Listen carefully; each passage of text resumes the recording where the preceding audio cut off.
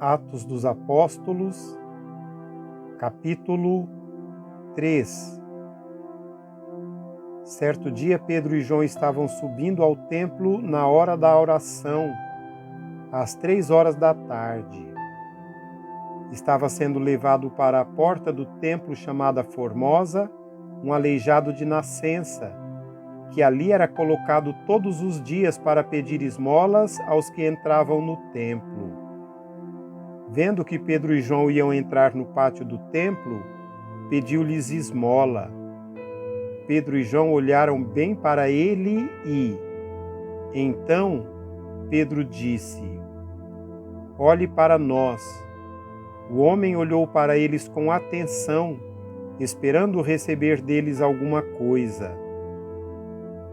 Disse Pedro: "Não tenho prata nem ouro, mas o que tenho, isso lhe dou. Em nome de Jesus Cristo, o Nazareno, ande."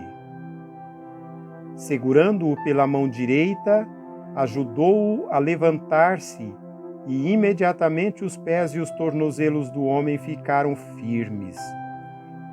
De um salto, pôs-se em pé e começou a andar. Depois entrou com eles no pátio do templo, andando, saltando e louvando a Deus. Quando todo o povo o viu andando e louvando a Deus, reconheceu que era ele o mesmo homem que costumava mendigar sentado à porta do templo chamada Formosa. Todos ficaram perplexos e muito admirados com o que lhe tinha acontecido. Apegando-se o mendigo a Pedro e João, todo o povo ficou maravilhado e correu até eles, ao lugar chamado Pórtico de Salomão. Vendo isso, Pedro lhes disse: "Israelitas, por que isto os surpreende? Por que vocês estão olhando para nós como se tivéssemos feito este homem andar por nosso próprio poder ou piedade? O Deus de Abraão, de Isaque e de Jacó, o Deus dos nossos antepassados, glorificou seu servo Jesus, a quem vocês entregaram para ser morto e negaram perante Pilatos, embora ele tivesse decidido soltá-lo. Vocês negaram publicamente o santo e justo e pediram que lhes fosse libertado um assassino. Vocês mataram o autor da vida, mas Deus o ressuscitou dos mortos, e nós somos testemunhas disso. Pela fé no nome de Jesus, o nome curou este homem que vocês veem e conhecem. A fé que vem por meio dele lhe deu esta saúde perfeita, como todos podem ver. Agora, irmãos, eu sei que vocês agiram por ignorância, bem como os seus líderes. Mas foi assim que Deus cumpriu o que tinha predito por todos os profetas, dizendo que o seu Cristo haveria de sofrer. Arrependam-se, pois, e voltem-se para Deus, para que os seus pecados sejam cancelados, para que venham tempos de descanso da parte do Senhor, e Ele mande o Cristo, o qual lhes foi designado, Jesus. É necessário que ele permaneça no céu até que chegue o tempo em que Deus restaurará todas as coisas, como falou há muito tempo por meio dos seus santos profetas. Pois disse Moisés: "O Senhor Deus lhes levantará dentre os seus irmãos um profeta como eu. Ouçam-no em tudo o que ele lhes disser. Quem não ouvir esse profeta será eliminado do meio do seu povo." De fato, todos os profetas, de Samuel em diante, um por um, falaram e predisseram estes dias. E vocês são herdeiros dos profetas e da aliança que Deus fez com os seus antepassados. Ele disse a Abraão: Por meio de sua descendência, todos os povos da terra serão abençoados. Tendo Deus ressuscitado o seu servo, enviou-o primeiramente a vocês para abençoá-los, convertendo cada um de vocês das suas maldades.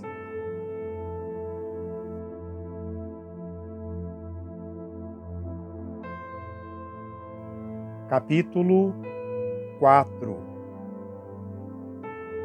Enquanto Pedro e João falavam ao povo, chegaram os sacerdotes, o capitão da guarda do templo e os saduceus.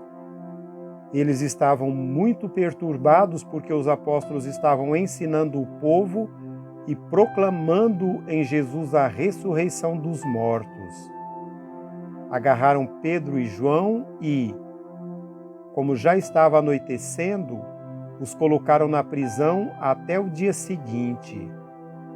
Mas muitos dos que tinham ouvido a mensagem creram, chegando o número dos homens que creram a perto de 5.000. No dia seguinte, as autoridades, os líderes religiosos e os mestres da lei reuniram-se em Jerusalém.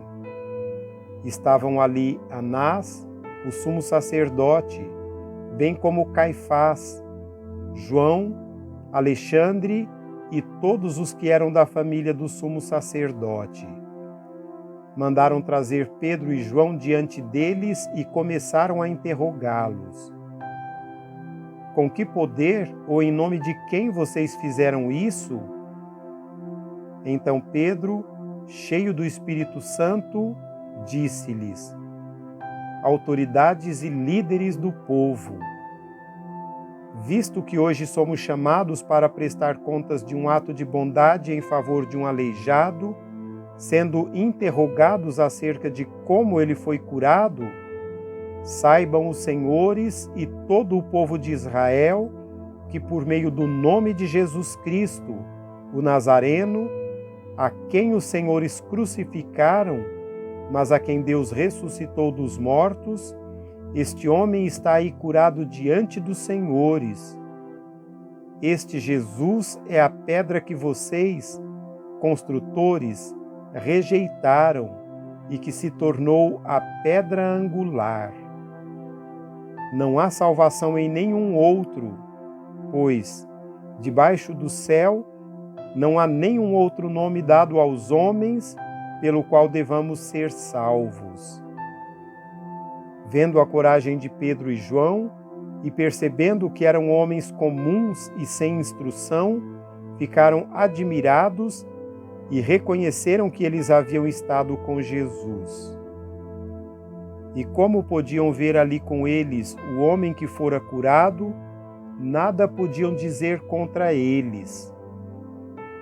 Assim, ordenaram que se retirassem do sinédrio e começaram a discutir, perguntando: que faremos com esses homens? Todos os que moram em Jerusalém sabem que eles realizaram um milagre notório que não podemos negar.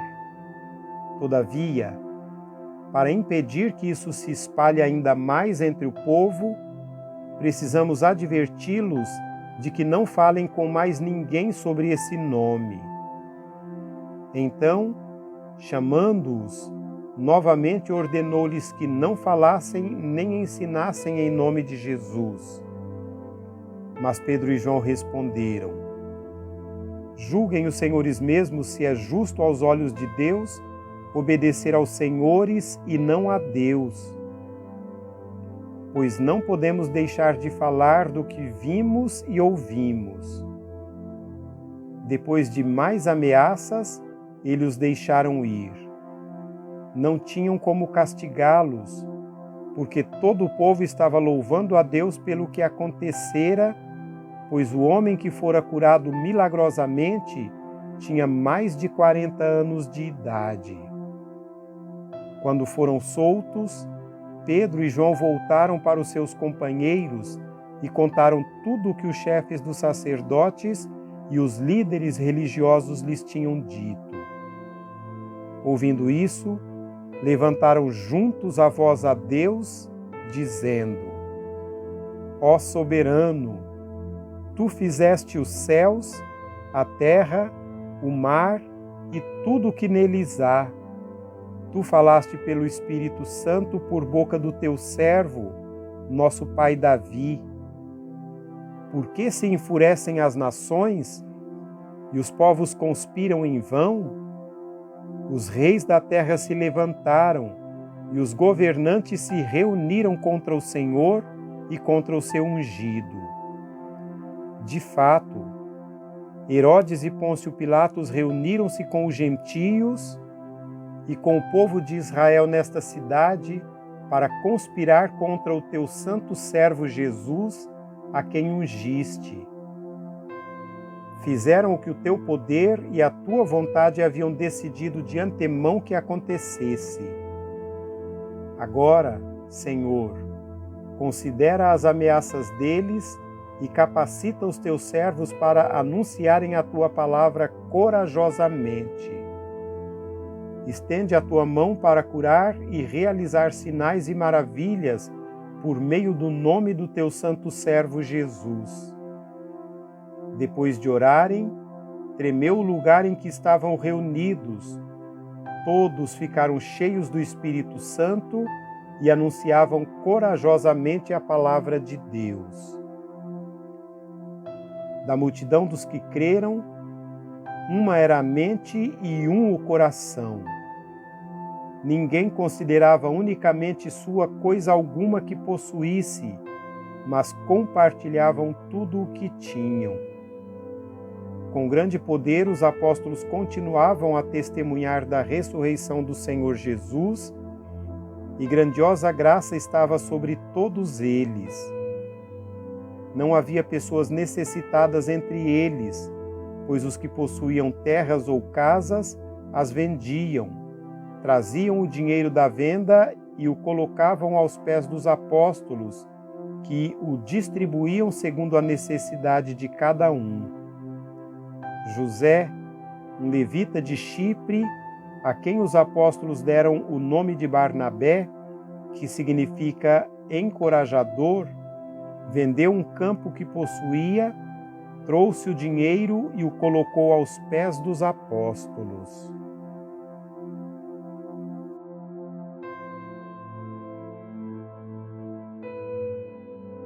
Capítulo 5.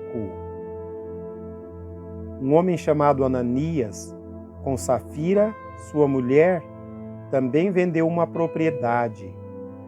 Ele reteve parte do dinheiro para si, sabendo disso também sua mulher, e o restante levou e colocou aos pés dos apóstolos.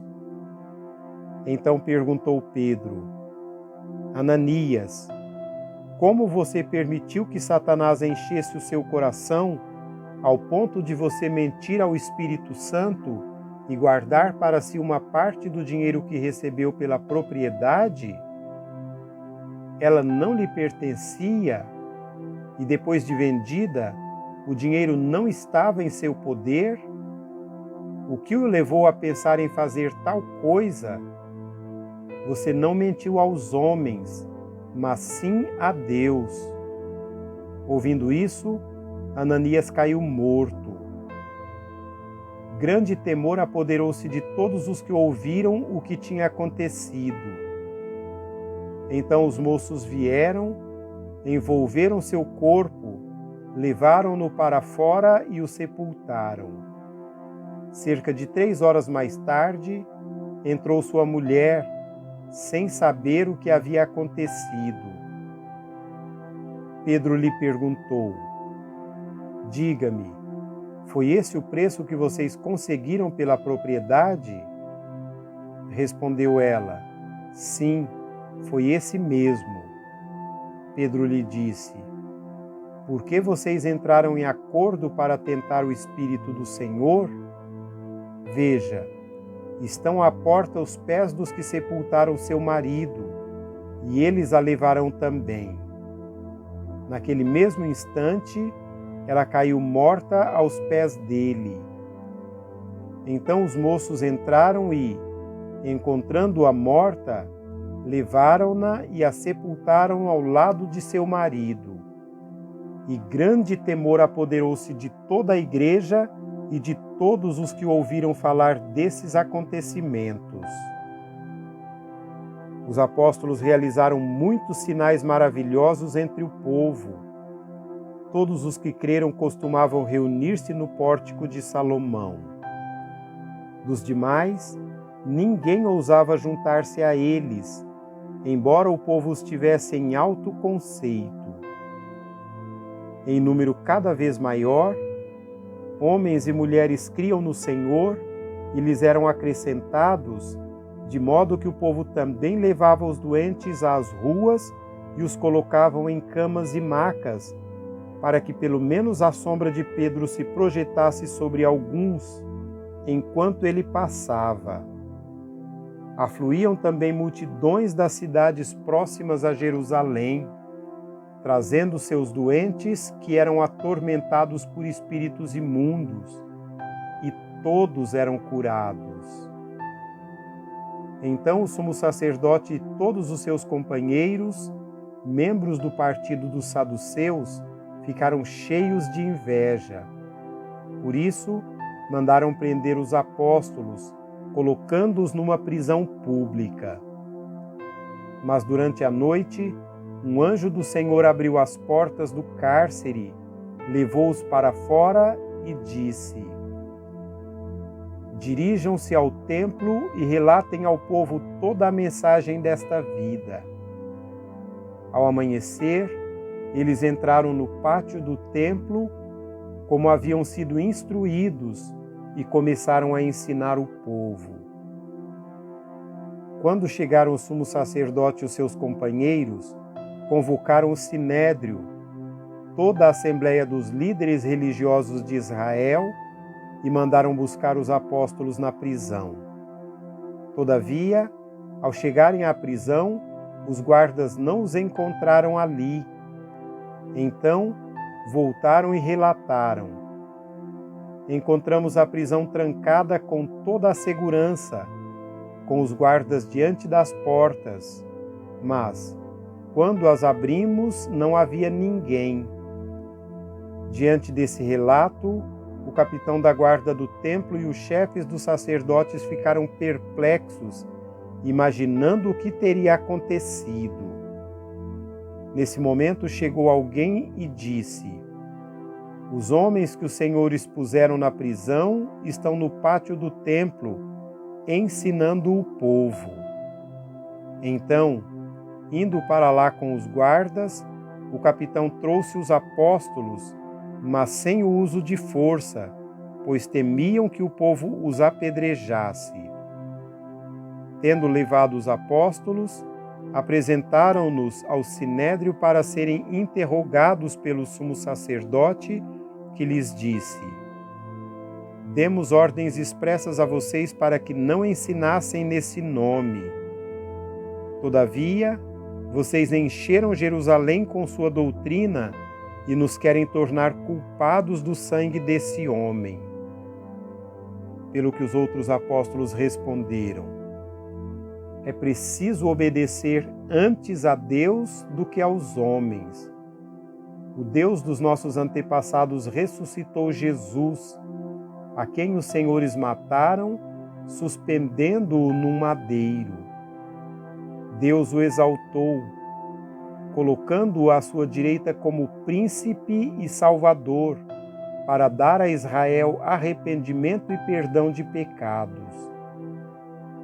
Nós somos testemunhas destas coisas, bem como o Espírito Santo, que Deus concedeu aos que lhe obedecem.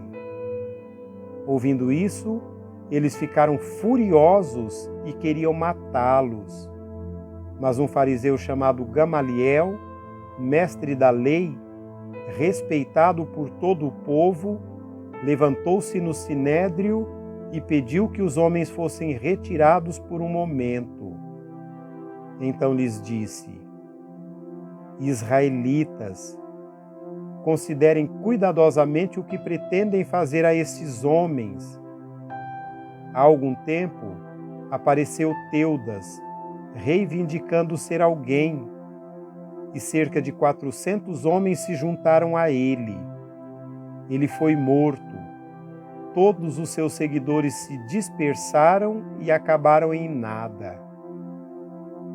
Depois dele, nos dias do recenseamento, apareceu Judas, o galileu, que liderou um grupo em rebelião.